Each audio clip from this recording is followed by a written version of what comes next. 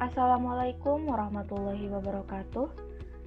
Saya Rahma Jamilah dari Sekolah Tinggi Teknologi Industri dan Farmasi Bogor.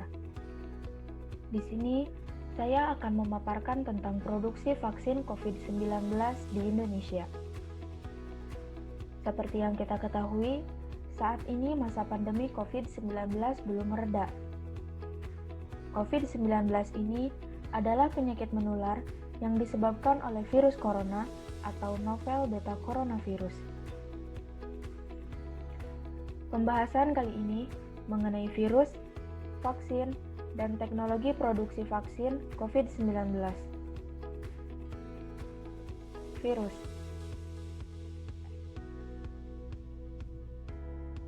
Apa itu virus? Virus berasal dari bahasa Latin yaitu virion yang artinya racun. Virus adalah senyawa asam nukleat yang terdiri dari komponen DNA dan RNA. Virus bukan termasuk makhluk hidup karena komponennya hanya berupa asam nukleat dan protein pendukung. Oleh karena itu, hidupnya sangat bergantung pada makhluk hidup, baik hewan maupun tanaman. Biasanya, virus berukuran 28-200 nanometer. Virus ini sering disebut obligat parasit, yang dimana virus akan mengambil semua kendali untuk pembentukan struktur tubuhnya secara utuh, untuk menginfeksi dan terkadang dapat menyebabkan kematian sel inang.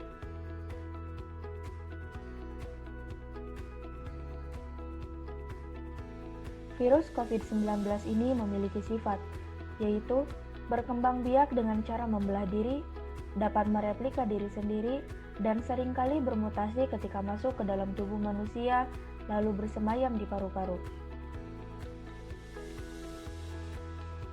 Bentuk dari virus.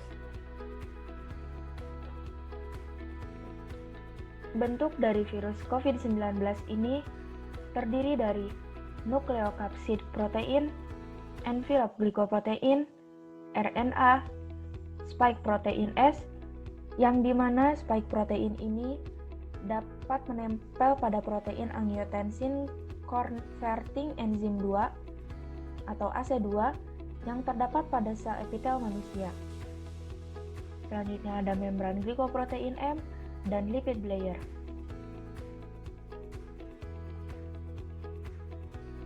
Gejala virus COVID-19 yaitu ada demam tinggi, batuk kering, dan sesak nafas.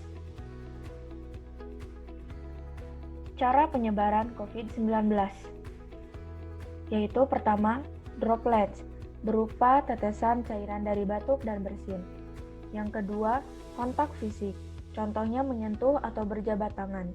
Yang ketiga, sentuhan, menyentuh permukaan benda yang mengandung virus, lalu menyentuh mulut, hidung, atau mata tanpa cuci tangan.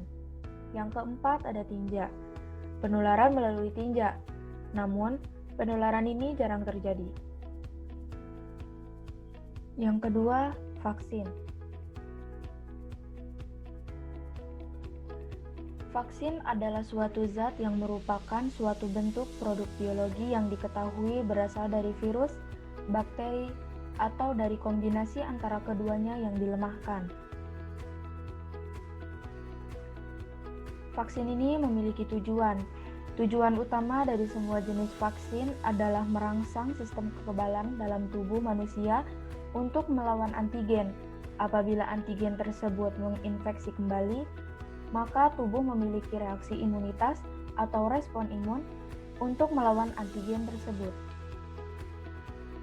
Sehingga pertahanan tubuh melawan setiap benda asing atau organisme, misalnya bakteri, virus, organ, atau jaringan transplantasi akan lebih kuat. Mekanisme kerja vaksin.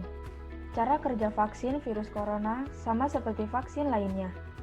Vaksin COVID-19 akan merangsang sistem kekebalan sehingga antibodi bertahan cukup lama. Saat antigen penyakit COVID-19 menyerang kembali, tubuh akan memiliki respon imun yang kuat. Tujuannya untuk menghancurkan antigen. Namun, kekebalan yang diperoleh melalui vaksinasi tidak akan bertahan seumur hidup, untuk melawan infeksi dari penyakit berbahaya. Yang ketiga, teknologi produksi vaksin COVID-19. 1. Vaksin inaktif. Vaksin inaktif berisi agen infeksi yang telah diinaktivasi dengan pengertian mikroorganisme tersebut telah dimatikan, namun masih bersifat imunogenik atau mampu menggertak pembentukan antibodi. Vaksin inaktif digunakan selama lebih dari seabad untuk mendorong perlindungan terhadap patogen virus. Vaksin inaktif mengandung seluruh atau sebagian kecil dari bakteri atau virus yang telah terbunuh. Vaksin inaktif merupakan satu dari 3 vaksin yang berlisensi saat ini. Salah satu vaksin yang menggunakan pendekatan teknologi ini adalah vaksin influenza. Secara komersial, produk vaksin tersebut dihasilkan dari virus influenza hidup yang ditumbuhkan di dalam telur ayam berembrio. Selain itu, teknologi ini telah berhasil dikembangkan untuk flaviviruses seperti virus demam kuning dan virus penyakit radang otak atau Japanese encephalitis. Meskipun teknologi ini mengarah pada keberhasilan pengembangan vaksin, teknologi ini memiliki kekurangan. Terdapat penelitian yang mengkonfirmasi bahwa terjadinya kerusakan hemaglutinin substansial yang diakibatkan oleh formaldehid, BPL, atau radiasi UV. Oleh karena itu, disarankan untuk melakukan uji in vitro untuk memeriksa apakah serum imun yang diinduksi oleh vaksin inaktif akan memediasi ADE atau antibody dependent enhancement dari beberapa sel. Yang kedua, vaksin yang dilemahkan. Sebagian besar vaksin telah dikembangkan untuk meningkatkan respon antibodi penawar anti-S. Salah satunya adalah vaksin virus hidup yang dilemahkan. Selain itu, teknologi vaksin yang dilemahkan telah diaplikasikan dalam pembuatan vaksin influenza, yaitu dengan memanfaatkan telur ayam berembrio yang dimurnikan dengan ultrasonografi gradien sukrosa. Dengan metodologi ini, akan terjadi penghapusan protein amplop pada virus COVID-19. 3. Vaksin subunit. Vaksin subunit mencakup satu atau lebih antigen dengan imunogenisitas kuat yang mampu menstimulasi sistem imun inang secara efisien. Secara umum, jenis vaksin ini lebih aman dan lebih mudah untuk diproduksi. Tetapi, vaksin ini seringkali membutuhkan penambahan bahan pembantu untuk memperoleh respon imun yang protektif kuat. Sejauh ini, beberapa lembaga telah mengawali program vaksin subunit SARS-CoV-2, dan hampir semuanya menggunakan protein S sebagai antigen. Tidak mengherankan, sekitar setengah dari paten berfokus pada vaksin protein yang terdiri dari vaksin subunit protein S dan vaksin yang secara khusus menargetkan domain pengikatan reseptor dari subunit S1 protein S virus. 4. Vaksin berbasis vektor virus. Vektor virus dianggap sebagai teknologi potensial untuk terapi gen dan vaksin. Vaksin berbasis vektor ini salah satu vaksin yang berlisensi. Konsep vaksin vektor virus berbeda dengan vaksin subunit. Karena vaksin vektor membantu mencegah penyakit menular dengan menimbulkan respon humoral. Secara umum, vaksin berbasis vektor virus memiliki kelebihan dan kekurangan. Kelebihannya yaitu transduksi gen efisiensi tinggi, pengiriman gen yang sangat spesifik ke sel target, dan induksi respon imun yang kuat. Kekurangannya, vektor virus ini dicapai melalui mekanisme integrasi virus. Integrasi ke dalam genom inang dapat menyebabkan kanker. 5. Vaksin berbasis DNA. Vaksin DNA merupakan teknologi yang berkembang pesat dan menawarkan pendekatan baru untuk mencegah beberapa penyakit baik yang berasal dari bakteri ataupun virus. Vaksin ini menunjukkan beberapa keuntungan dibandingkan dengan vaksin yang menggunakan cara konvensional. Cara konvensional ini memerlukan waktu untuk membuat vaksin dapat dibilang cukup lama karena membutuhkan penelitian bertahun-tahun dan beberapa mikroorganisme yang sulit untuk dibudidayakan atau dilemahkan, sehingga dapat menimbulkan respon imun yang tidak diinginkan. 6. Vaksin berbasis RNA. Kandidat terbaru dari vaksin ini adalah vaksin RNA. Vaksin berbasis RNA merupakan salah satu teknologi vaksin berbasis asam nukleat yang sedang dikembangkan untuk COVID-19 untuk memperoleh data patogen sehingga dapat diproduksi cepat dan aman. Vaksin berbasis RNA lebih menguntungkan dibandingkan vaksin berbasis DNA karena antigen dapat segera diterjemahkan dari vaksin RNA setelah antigen tersebut memasuki sitoplasma.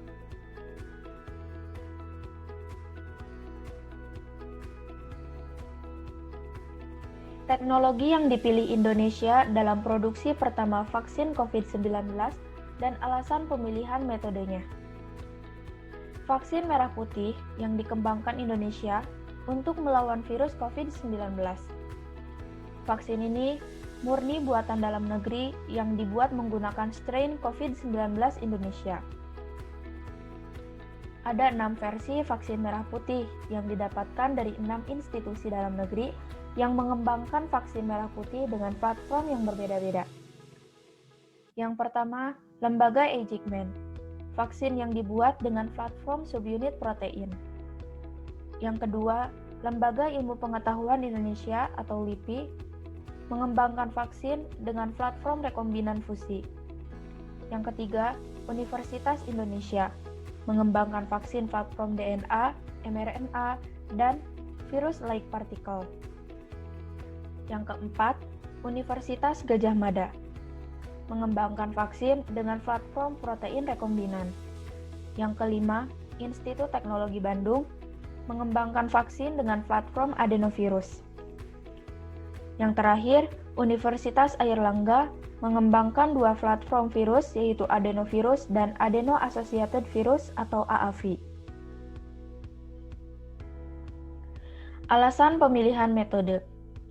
Kemungkinan yang lebih cepat adalah yang dikembangkan oleh Eijkman yang masih sedang disiapkan uji pada hewan bulan Oktober lalu. Setelah itu, bibit vaksin yang diuji pada hewan akan diserahkan pada Bio Farma yang sebagai produksi skala kecil untuk tahap uji klinis 1, 2, dan 3. Cara pencegahan virus COVID-19 yaitu pakai masker. Gunakan masker dengan spesifikasi sesuai anjuran pemerintah. Yang kedua, physical distancing. Jaga jarak sekitar 2 meter.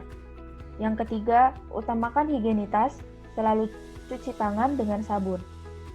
Yang keempat, tetap di rumah saja, hanya keluar rumah bila benar-benar perlu. Sekian pemaparan tentang produksi vaksin COVID-19 di Indonesia. Semoga bermanfaat dan terima kasih. Wassalamualaikum warahmatullahi wabarakatuh.